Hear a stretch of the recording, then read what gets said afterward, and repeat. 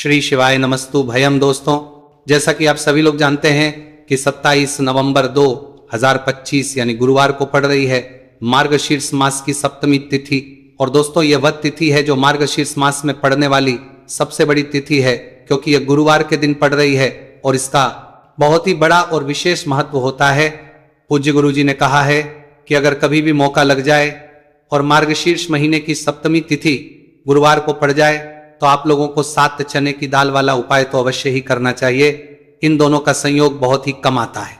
इसी के साथ में गुरु अपनी शिवपुराण कथा में बताया है कि इस दिन आपको 7 चने की दाल वाला उपाय तो आपको अवश्य ही करना चाहिए, क्योंकि ऐसा दिन पूरे साल में सिर्फ एक ही बार आता है।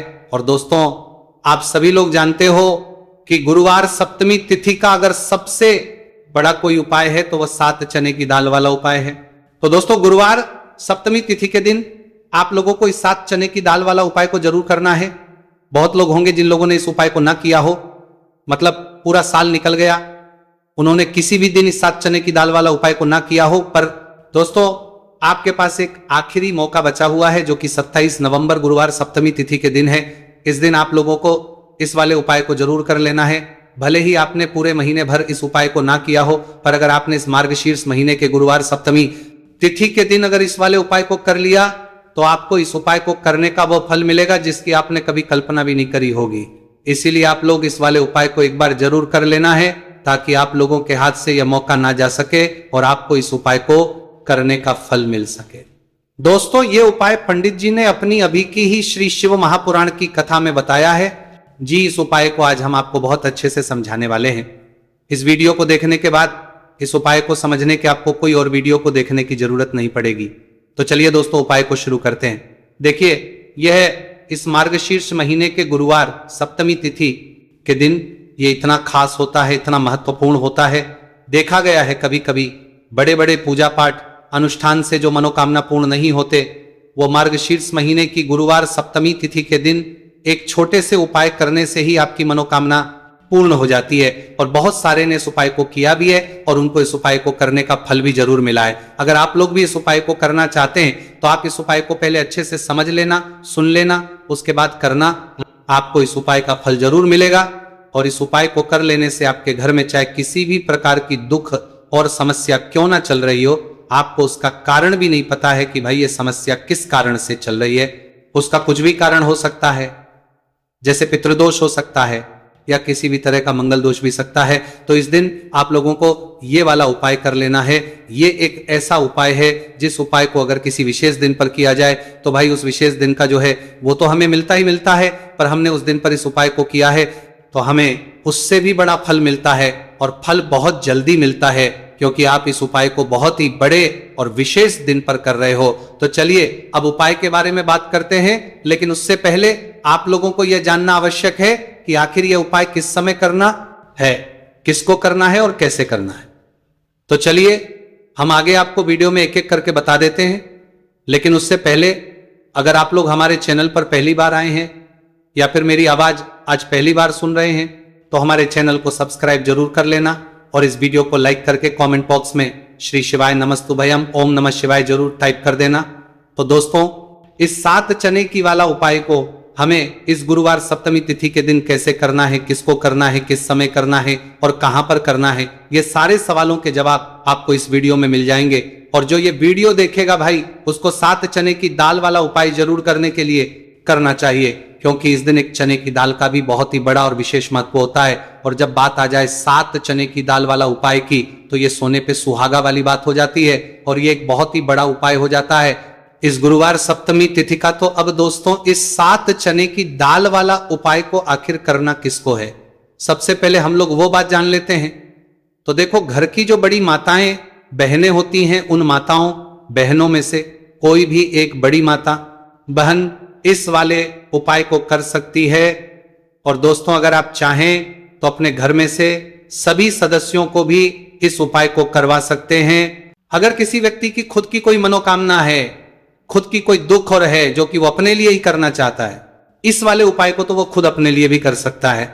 बाकी अगर कोई घर में से ऐसा है जो कि अपने पूरे घर परिवार की सुख और शांति के लिए ये वाला उपाय करना चाहता है, तो भाई वो भी कर सकता है। उसमें भी कोई दिक्कत वाली बात नहीं है।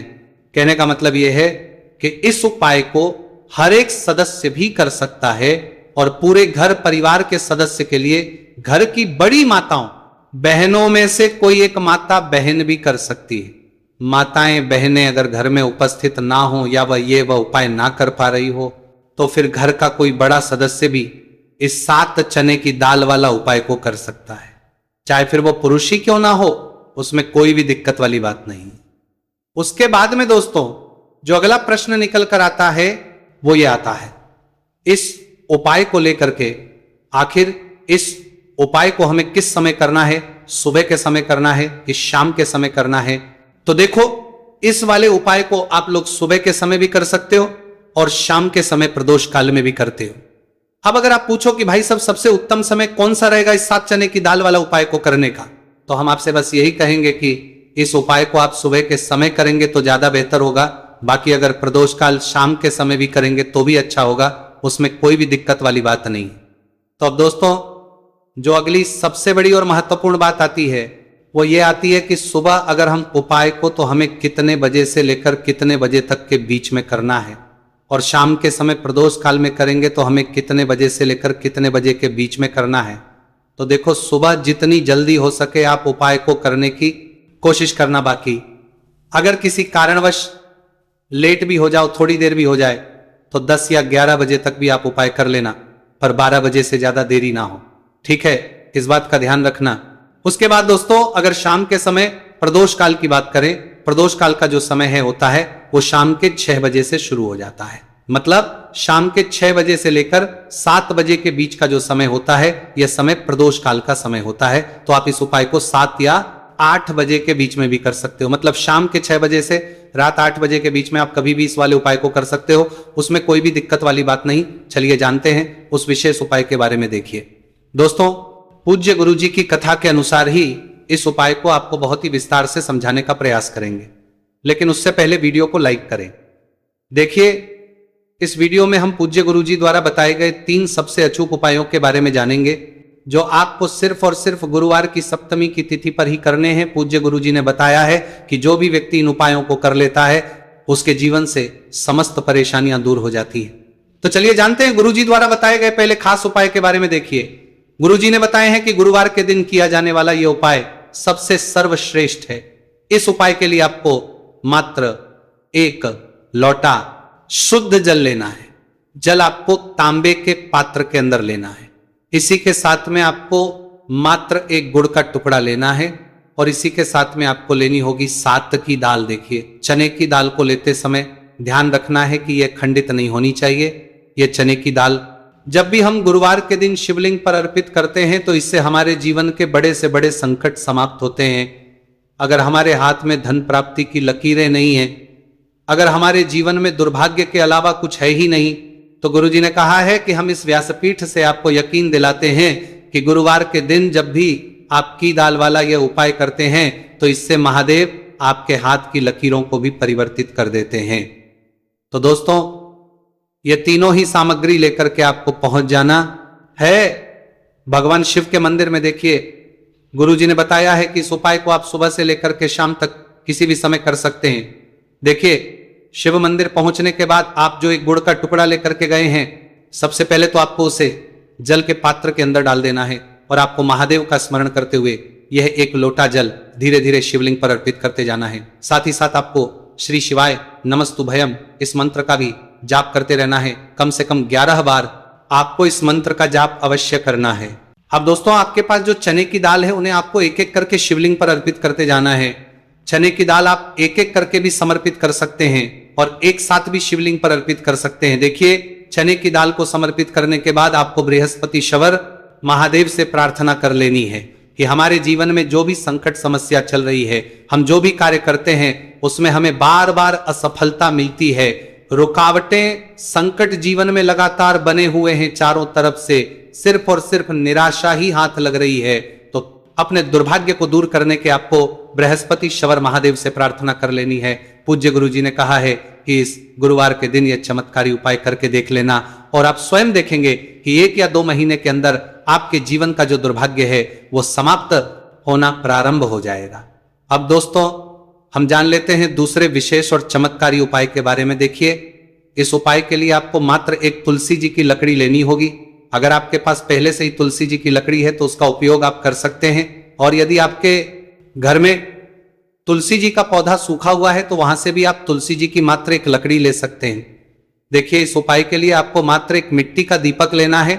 इसमें आपको शुद्ध घी का प्रयोग करना है, और इस दीपक के अंदर आपको ये जो तुलसी जी की लकड़ी है इसे रख देना है। इस लकड़ी को आपको पूरा घी के अंदर डुबो देना है, चारों तरफ अच्छे से घी लगा देना है, और आपको इस दीपक के अंदर इस लकड़ी को रख लेना है। देखिए, यदि आपको ऐसा लगता है कि तुलसी जी की जो लकड़ी है वो बहुत ही जल्दी से जल जाती है, तो आपको एक कार्य करना है। आपने जो तुलसी जी की लकड़ी ली है उस पर आपको पूरी पर अच्छे से रुई लपेट देना है, यानी कि कॉटन जो होती है उसे अच्छे से लपेट देना है, जिससे कि ये जो लकड़ी है दिखाई ना पड़े। तो इस लकड़ी के ऊपर आपको लपेट लेनी है। अब इसी लकड़ी के ऊपर जो आपने रुई लपेटी है उस पर आपको अच्छे से घी लगा लेना है, और उस दीपक के अंदर आपको इसे डाल देना है। अब देखिए, इस दीपक को आप भगवान विष्णु के वहां पर भी प्रज्वलित कर सकते हैं, या फिर भगवान विष्णु के किसी भी स्वरूप के सामने आप इसे प्रज्वलित कर सकते हैं, या फिर आपके घर में जो माता तुलसी जी का पौधा है वहां पर भी इस दीपक को आप प्रज्वलित कर सकते हैं। पूज्य गुरु जी ने कहा है कि जो भी व्यक्ति 27 नवंबर 2025 गुरुवार की सप्तमी तिथि पर यह तुलसी जी की लकड़ी का दीपक प्रज्वलित कर देता है तो उसके जीवन में कभी भी धन संपदा की कमी नहीं होती है। देखिए, ये जो उपाय है आपने कार्तिक में सप्तमी तिथि पर किया होगा, लेकिन इस बार मार्गशीर्ष मास की सप्तमी तिथि है। गुरुवार के दिन, गुरुवार का दिन भगवान विष्णु को समर्पित होता है, और यह जो दीपक है हम विशेषकर भगवान के निमित्त ही प्रज्वलित कर रहे हैं। तो इस दीपक को आप इस महीने की गुरुवार की सप्तमी तिथि पर भी प्रज्वलित कर सकते हैं। देखिए, यह जो दीपक है विशेषकर आपको शाम के समय यानी कि सूर्यास्त के बाद ही करना है। अब दोस्तों, हम जान लेते हैं गुरु जी द्वारा बताए गए तीसरे बहुत ही चमत्कारी और विशेष उपाय के बारे में। देखिए, इस उपाय के लिए आपको एक बेलपत्र लेनी है, और इसी के साथ में आपको 2 शमी पत्र लेना है। देखिए, आप जो बेल लेंगे वो कहीं से भी खंडित नहीं होनी चाहिए, इस बात का आपको विशेष रूप से ध्यान रखना है। देखिए, मान लीजिए कि यदि आपके पास बेलपत्र नहीं है तो आप भगवान शिव के शिवलिंग पर चढ़ी हुई बेलपत्र को पुनः शुद्ध जल से धो करके उसका उपयोग भी कर सकते हैं। इसी के साथ में आपको मात्र थोड़ा सा लाल चंदन लेना होगा। देखिए, सभी सामग्री लेकर के अब आपको पहुंच जाना होगा भगवान शिव के मंदिर में। देखिए, भगवान शिव के मंदिर में पहुंचने के बाद आपके पास जो एक बेलपत्र है उसकी चिकनी साइड में आपको देखिए, आप सभी को पता है कि बेलपत्र में 3 पत्तियां होती हैं। तो बेलपत्र की जो ऊपर वाली बड़ी पत्ती होती है और नीचे वाली जो 2 छोटी पत्तियां होती हैं उसकी चिकनी साइड पर आपको, यानी कि जो छोटी पत्तियां होती हैं वहां पर आपको एकाएक शमी पत्र जो आप लेकर आए हैं उन्हें छोटी पत्तियों के ऊपर रख देना, और इन्हीं शमी पत्र के ऊपर आपको लाल चंदन की एक बिंदी लगा देनी है। अब आपको ये जो बेलपत्र है इसी छोटी पत्तियां हो कर सकते हैं, और वो आपको छोटी पत्ती के देना में लगा प्रकार से शिवलिंग पर अर्पित कर देनी है। लेकिन आपको बेलपत्र को समर्पित करते समय गतिमान का नाम लेना है। देखिए, गतिमान जो है वह हनुमान जी के छोटे भाई हैं, और पूज्य गुरु जी ने बताया है कि गतिमान का नाम लेकर ही आपको यह उपाय करना है, क्योंकि आपके शरीर के जो भी रोग हैं उन्हें भगवान गतिमान दूर करने वाले इस उपाय को करने के बाद आपकी जो भारी से भारी बीमारी है वह भी भगवान गतिमान की कृपा से दूर होने वाली है। देखिए, बेलपत्र की 2 छोटी पत्तियों पर आपने एक चमी पत्र रखा, उनके ऊपर आपने एक लाल बिंदी लगाई हुई है चंदन की। तो इसी प्रकार से आपको यह बेलपत्र शिवलिंग पर अर्पित कर देना है। भगवान गतिमान का स्मरण करते हुए, गतिमान भगवान का स्मरण करते हुए आपके शरीर में या फिर आपके घर किसी भी सदस्य के शरीर में जो भी रोग हैं उस रोग को दूर करने के लिए आपको भगवान से प्रार्थना कर लेनी है, और फिर आपको वापस अपने घर आ जाना है। देखिए, इस उपाय के लिए गुरुजी ने कोई भी निश्चित दिन, निश्चित समय नहीं बताया है, तो इस उपाय को आप किसी भी दिन कर सकते हैं। आप लगातार इस उपाय को किसी भी दिन कर सकते हैं, और हफ्ते में केवल 1 दिन भी कर सकते हैं। गुरुजी ने कहा है कि यदि आपकी सालों पुरानी बीमारी है वह भी भगवान गतिमान की कृपा से दूर हो जाएगी। तो दोस्तों, इस प्रकार से आज के इस वीडियो में हमने आपको गुरुवार की सप्तमी तिथि पर किए जाने वाले 3 बहुत ही चमत्कारी उपाय बताए हैं। जो भी आपके लिए उचित है, सरल है, उसे आप कर सकते हैं। तो दोस्तों, ये थे पूज्य गुरु जी द्वारा बताए गए कुछ बहुत ही खास उपाय। अगर आपको जानकारी अच्छी लगी हो तो वीडियो लाइक करिएगा। मिलते हैं फिर एक नए वीडियो के साथ। श्री शिवाय नमस्तुभयम।